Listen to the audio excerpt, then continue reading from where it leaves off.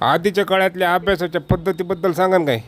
अभ्यासाच्या पद्धती 22 सुका पाटील 35 पुस्तकं एका टायमाला वाजायचा. 35 पुस्तक कशाला म्हणते ती. आणि हजार पानांच्या नोट्स काढायचा. हजार पानांच्या. आणि अभ्यासाहून उठला का नाही पाणी प्यायचाच नाही, चहाच. आणि चहा असा कपात कटिंग बिटिंग तसलं नाही, गाळायचा बी नाही, डायरेक्ट भागूनच तोंडाला लावायचा. आणि दुसऱ्या दिवशी बसला का नाही पतीच. पण अभ्यास एवढा खरंच करत होता काय? 70 तास अभ्यासिकेत बसायचा. अभ्यासाला 70 तास. 35 प्रकाशनाची वेगवेगळी पुस्तकं एका टायमाला. आणि गावरान चालू घडामोडी 5-10. एवढा अभ्यास होता सुका पाटलाचा, मग एखादी परीक्षा पास झाला का नाही? MPSC वाल्याने डायरेक्ट कलेक्टर केला त्याला, डायरेक्ट कलेक्टर. पण MPSCतून डेप्टी कलेक्टर होतंय.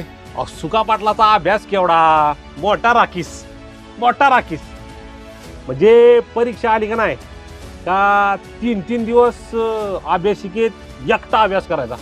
म्हणजे अभ्यासिकेतल्या खुर्च्या जितल्या, पण सुका पाटलाचं ढुगान जितला नाही. इतका अभ्यास सुका पाटलाचा. 3 दिवस एकटा अभ्यासिकेत बसून अभ्यास कुणी केलाय का कधी? तुझ्या बाला विचार मधुला. सुका पाटील मोठा राखीस.